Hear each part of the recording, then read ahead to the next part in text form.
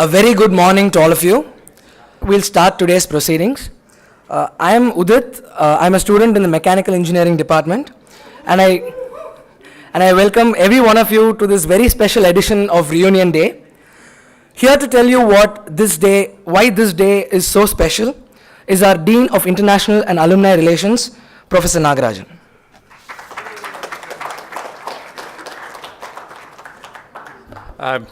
Good morning.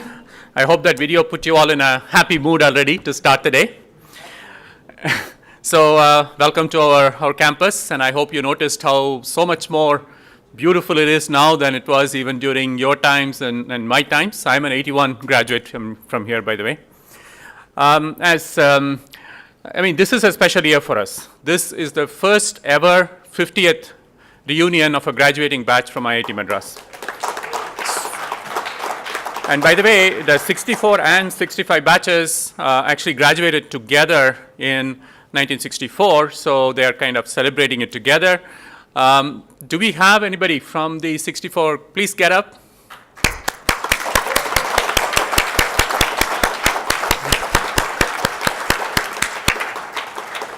So Ghost and Malik are here and accounted for. Yeah, a few more will be coming in. So they're going to have their own special reunion on Sunday.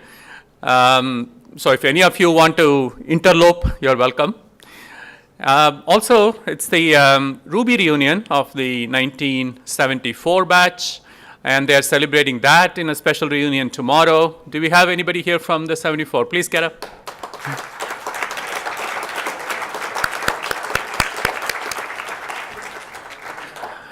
And we actually encourage all 5-year batches to celebrate a reunion. So let's see, do we have anybody here from 69? Oh yeah, the president of the Alumni Association. 79. Oh yeah, Dinakar. 84, Pearl. I guess we don't have any. They already had their reunion earlier this year. Then what, 94. I know there's a separate 94 Saras reunion happening this weekend. Anybody? Yeah, but mechanical Saras. 99? Great, one person. And 2004, which by the way is the year that I rejoined IIT Madras as a faculty. 2009, 2014.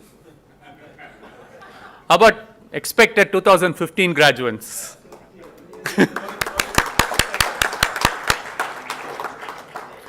So it's great to see all of you here. We have a nice mix of alumni. And how many of you are from abroad who made a special trip here for this? Wow. Actually, it looks like we have more overseas visitors than we have domestic visitors here. Okay, so great. Again, it's great to see all of you here. Now, this year I think is special for the Institute in more ways than one. This year, the Institute went through a peer review, and this was directed by the ministry. And we had several alumni as part of the peer review committee, including some alumni of other IITs. And in preparation for that, every department at IIT Madras also went through a peer review. And here again, we had alumni and non-alumni in the committee. We had people from India, people from abroad, people from academia, people from industry. And the Board of Governors has actually formed a special subcommittee to make sure that we track all the observations that come out of these reviews and drive them to closure. So I think we'll start seeing the effects of this in the coming years. And of course, we drafted our strategic plan 2020 this year, and it has been released. I think you will all get a copy, right, in your goodie bag. So do take time to look through it when you have a chance. So the Institute, I think, has clearly laid out a vision for where we want to be in 2020, and we want to be clearly one of the top 50 engineering and technology institutions in the world. We are part of the way there, but we want to complete our journey there.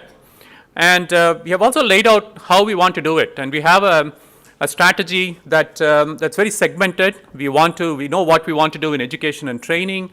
We know what we want to do in research, we know what we want to do in industrial relations, in innovation, entrepreneurship, in sustainability initiatives, social impact, internationalization, and of course, alumni relations. There is a clear realization in the institute that alumni are a key stakeholder in this whole process, and we need to leverage our alumni community to the extent possible in order to make sure that we stay on our strategic plan and get to where we want to go. You know, the IIT alumni, certainly IIT Madras alumni, are not a homogeneous population, as you all know. In fact, one of our alumni, Alamelu, once made a famous statement that the only thing that's common to IITians is that they are IITians. There is virtually nothing else that's really common to all of us. And so we are a very, diverse population of alumni. And I think in our diversity is our strength. So our Office of International and Alumni Relations has also developed its own strategic vision, strategic plan, and we plan to obviously align our plan to the institutes, and we also want to align our strategy to the institutes in terms of a very segmented approach.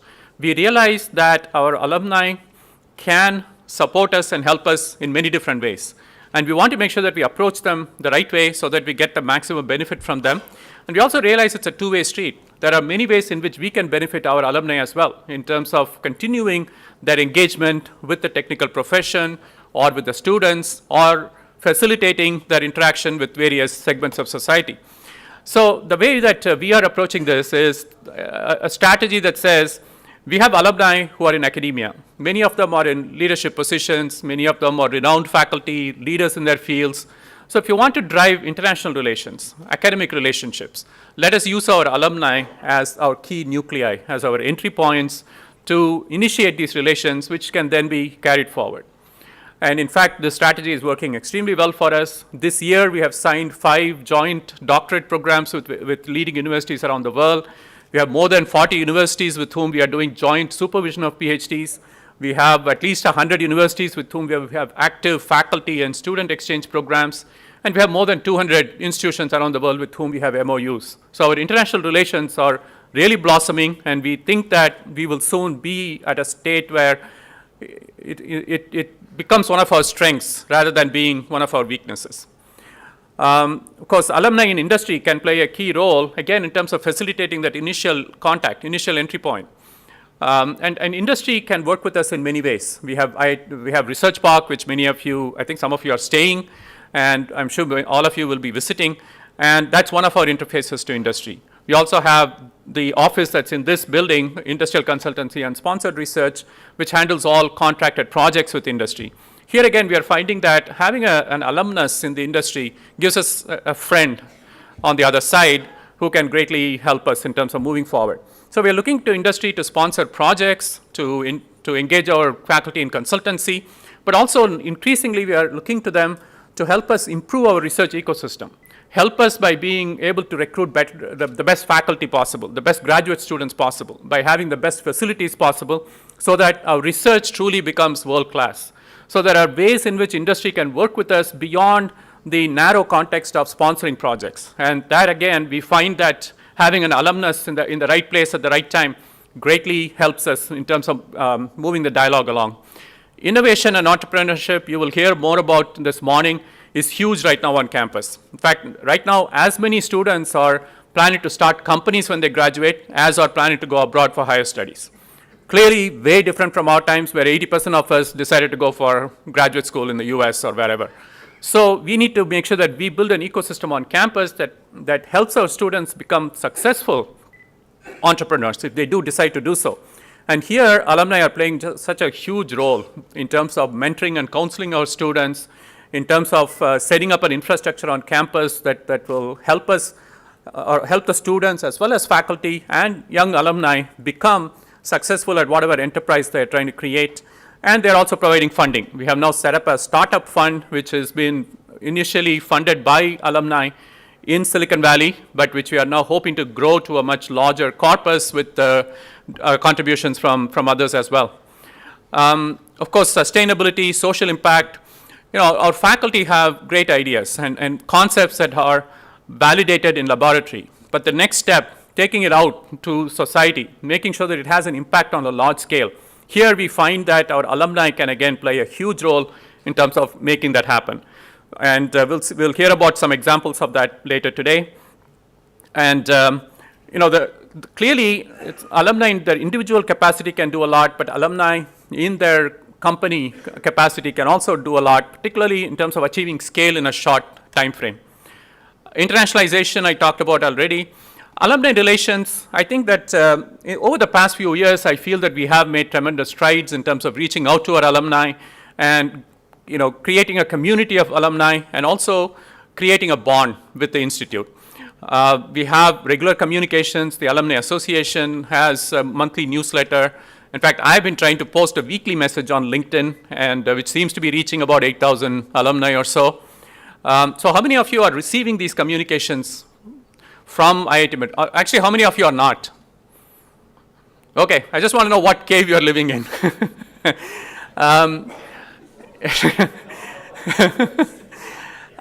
I mean, communications is obviously a two-way street. We can keep beaming out communications, but you have to be willing to receive also. But certainly, I think we are doing everything on our part using all possible means, email, social media, print, whatever it takes to make sure that we stay connected. I mean, I was an alumnus at large for 23 years, so I know how it feels to be on the other side, and we are trying to correct any deficiencies we have in terms of particularly the communication. So we certainly encourage you to receive and stay in touch with us. That's the best way I think we can maintain a robust relationship between us. We provide many opportunities for alumni to come to campus and interact with our faculty and students. We have a weekly leadership lecture series during the semesters. It was initiated about 2.5 years ago, and we have already had 80 plus talks delivered mostly by our alumni. These are very well attended by the students, and they're really happy to hear from alumni who talk about essentially their career experiences, how they got to where they are today from where they were as a student. That career path seems to fascinate students because they are also mulling various options as they graduate. So we certainly encourage you to, if you're inclined, let us know, and we will arrange for a session for you to interact with our students. Many alumni come and spend time on campus doing various types of research, particularly applied research with social connotation. And we can actually provide space and other facilities so that alumni can stay here for some period of time and actually work with our students and faculty. The alumni foot traffic to the campus is just enormous these days. I probably receive on average about 10 to 15 alumni a day. And so, I try to keep, as I said, all lines of communication open. Anybody can just drop me a line or walk into our office, and we'll be happy to listen to what you want to do, whether it's giving back to the institute or receiving something from the institute, and we'll be happy to make that happen. I think this year, in terms of statistics, has been our best year in many ways from the context of our office. The number of alumni that we're able to reach is at an all-time high. Probably more than half of our alumni we are now able to reach on a predictable basis. Fundraising. This year we have raised more than 24 crores, which is twice what we have ever done in the past. Of course, a large part of it was fueled by the recent contribution of Chris Gopalakrishnan, who has donated rupees 10 crores towards a endowed chair in computational brain research. But even without that, this would have been an all-time high in terms of fundraising. And obviously, we expect to double our intake every year. So our target for 2015 is 50 crores. Number of new alumni who are donors. Again, we have reached a record number this year. And so we are not only targeting large contributions from a few people, but we are also looking to get everyone engaged in the act of giving back. We have recently started a caution deposit waiver scheme. We are asking the graduating students to essentially waive their caution deposit. But as they do so, each graduating batch defines what they want to be done with the money that they are donating in a way. And this program has now been in operation for 2 years. The first year, the participation was about 40%. Last year, it was 80%. This year, I'm sure we're going to get close to 100%. So clearly, what we're trying to do is get our graduating students thinking about giving back to the institute so that as they establish themselves in their careers and they start accumulating wealth, they will think more seriously about giving back larger sums of money to the campus. So I think things are progressing really well. I think I'm very happy with where we are today. But clearly, there is always room for improvement. And we are open to all suggestions from you on what we can do that we are not doing today. I'll try to talk to as many of you as possible while you're here, but again, you can always drop me an email. And I have a commitment that I always respond to any email within 24 hours, so you can expect a response from me even before you're ready. So anyway, sit back, relax. We have a great program for you today. We have talks that kind of capture the history of IIT Madras, the present initiatives, as well as some of the future outlook that we are putting together. And I hope that you will leave this session in the morning much better informed about where IIT Madras is heading as an institution. And we certainly seek your support and all of your help in making sure that we get there as soon as possible and in the best way possible. Thank you so much.